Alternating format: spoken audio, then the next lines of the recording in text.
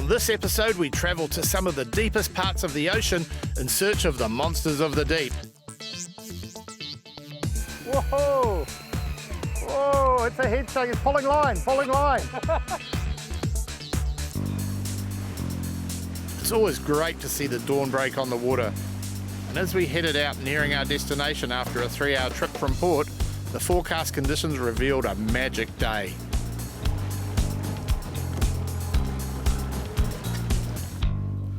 Hi, welcome to Fishy Business. Well, today we've come out for some deep water fishing. And how deep do I mean? We've covered water from 800 metres. We're now fishing in 418 metres. Scotty's having the first drop. Let's see how we go. So we got up super early, covered some mad distance. We've done about 60 nautical miles. We've come out to target the blue nose with the Daiwa Tanacoms. It's what bottom fishing's all about. It's about covering big distances. It's about the adventure, the mission, and sort of going into the unknown. It's a pretty cool type of fishing. Fishing 380 metres, so you don't know what you're going to catch, if it's going to be a big blue nose, bass, or any other type of deep water critter. It's still about 30 metres a sign every now and then, so. So super simple. I mean, once we get to this point, all we need to do, the reel's zeroed out. You just need to flick her into free spool and away she goes. Notice the toggle on the side of the reel here. You can actually adjust the tension of the lever as it's going down, so it's basically sort of hands-free operation. So you can get it to a point where it's running free and it's not sort of overrunning. Really cool as you're going down, you'll see on the digital display, it's counting down your depth.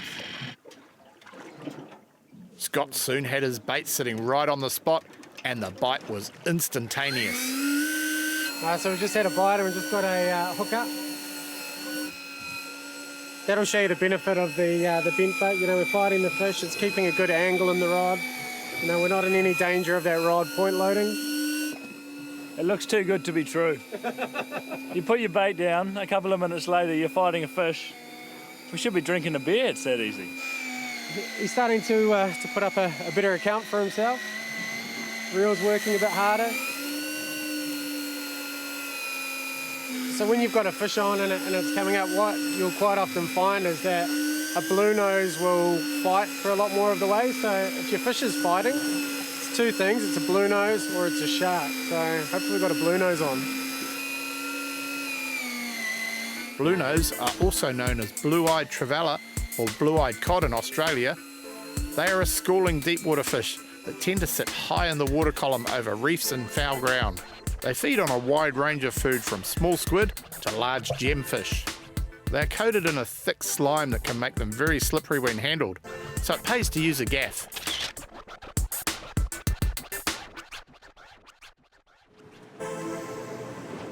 As soon as Scott got his fish on ice, we repositioned so Dan could be the next to drop a bait. Just waiting for this bite. The sounder is so thick with sign. It's only a matter of time.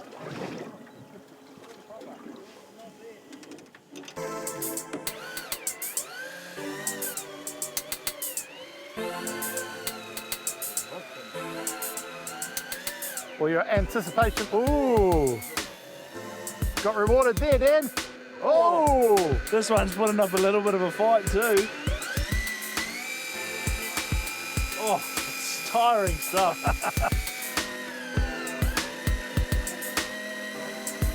Oh, I'm really feeling the burn here. It's hard work using these electric reels. Our mate Dan's pretty excitable. He's trying to rip it in at a million miles an hour.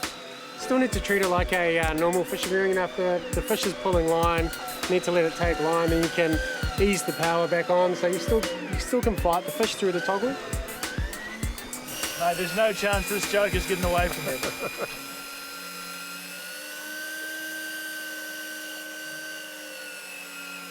There's 86 metres to go. If you can't see, there is a bit of sweat on my face, I promise. By the way, this fish of Dan's is fighting. I'd say we've got another blue nose here because it's fighting all the way to the top. Dan's fish popped up a bit away from the boat. This quite often happens when you're bringing fish up from a long way down.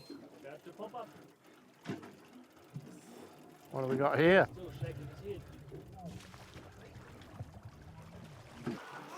Another beautiful blue nose. That's a bigger one there. Yeah, that's a big one. See the size of their eyes, so they can see down in that deep, deep water.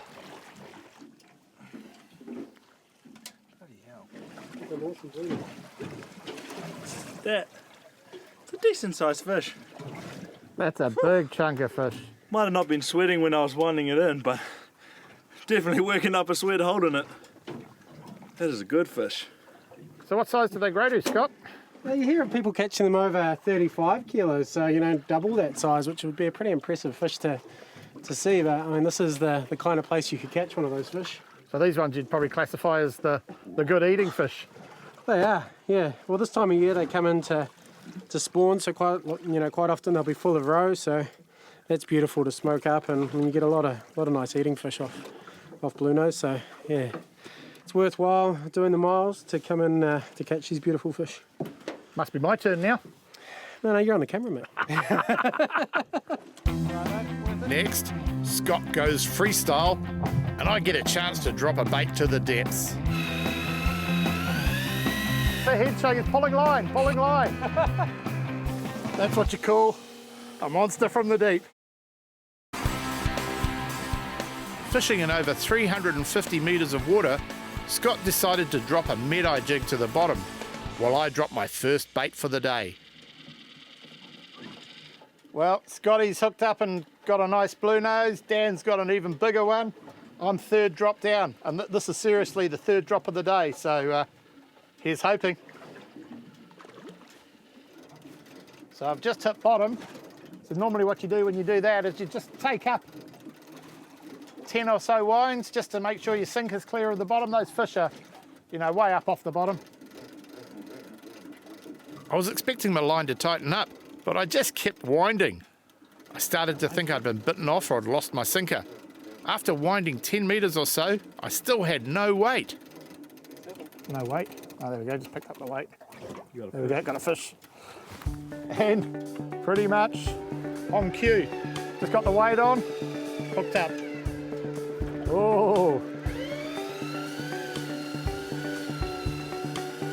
And seriously, that just got to the bottom. I just wound the slack out, felt the weight, and then the rod bent. Well, this sort of fishing, there's no catch and release. Coming up from that depth, all the fish you catch, you've got to keep. Whoa, he's a fighter. So we're looking after our fish particularly well. We've got a big chili bin full of saltwater ice.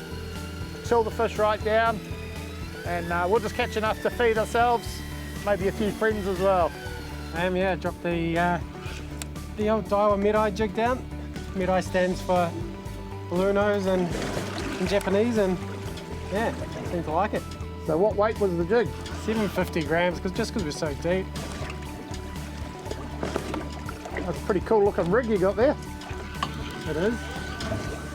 Courtesy of yourself. Well, double hookups, one on the electric and one on the diamond jig.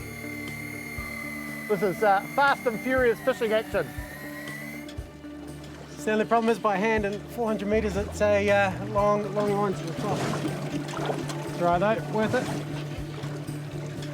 The great unknown. I think I have another blue nose, but there's potential for quite a number of species in this deep water. Probably the ultimate prize is a bass, which is kind of like a harp hooker, but they live in the deeper water, where harp hooker probably only live up to about 200 metres. Bass will live up to 600 metres of water. So, and they get really big, 60, 70 kilos plus. We hook one of those, you will know all about it, even on an electric reel.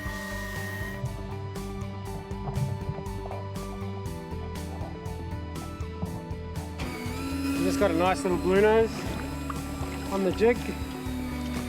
No bait on the jig, so that's on the new Daiwa med-eye jig, which is a diamond style jig. Super effective. 20 metres to go, it's all exciting. Can't just want to see over the side, see what's there.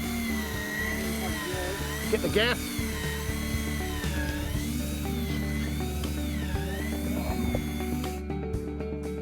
There you go, Scotty. Nice fish, mate. Well, not as big as the boys, but I'm still happy with that one. That's a good blue nose. Got my dinner now. The boys are keen to get down for another drop.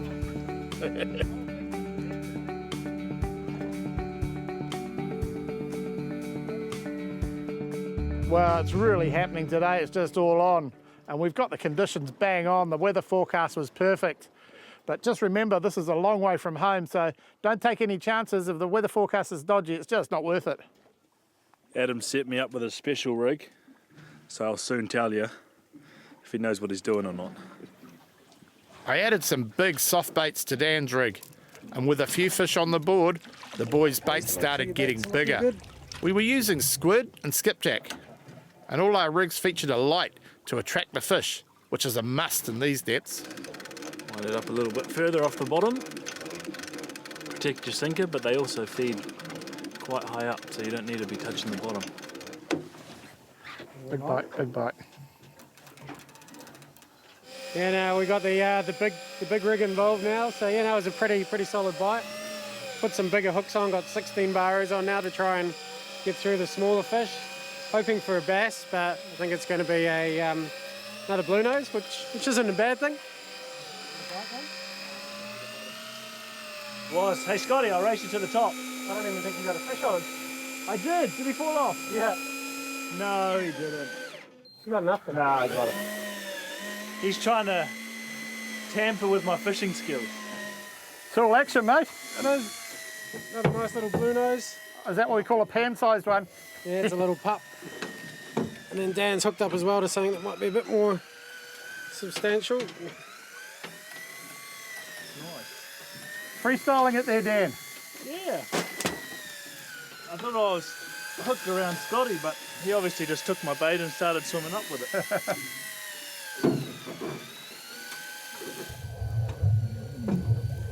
My soft bait rig worked a treat as Dan boated another nice blue nose. The daily limits for blue nose vary in different areas, and the regulations are currently under review, so check to make sure you stay within the regs. On Adam's soft bait rig. So it goes to show it does work. Look at that. So a handy tip here is we've got a bit of winds come up now, so we're drifting quite quick.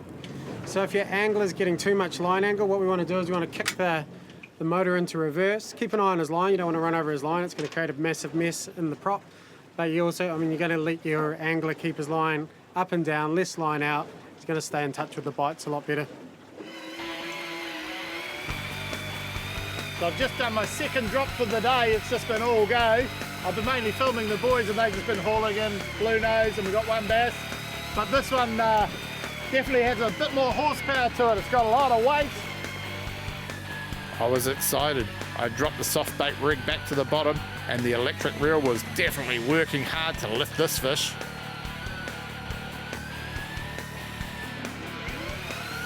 Whoa! Oh, it's a head shake. It's pulling line, pulling line. Pulling line big time. The big one we go for. This is what you dream about.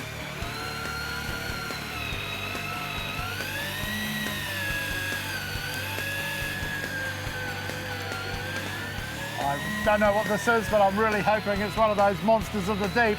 It is really pulling hard. This electric reel's doing a fantastic job, but it's putting a lot of pressure on it. Sensational. If I don't have to wind it manually, I'd be knackered. Our lines had crossed and we had more than a bit of a tangle. Yeah, looks like we're crossed, Dan. Yeah, that's it. Nice and easy, that one. Yeah. Oh, yes! Look at that! That is a monster from the deep. Big bass. Can't even lift it, it's too heavy. That's a great fish. That'll feed us for a long time. That's what you call a monster from the deep.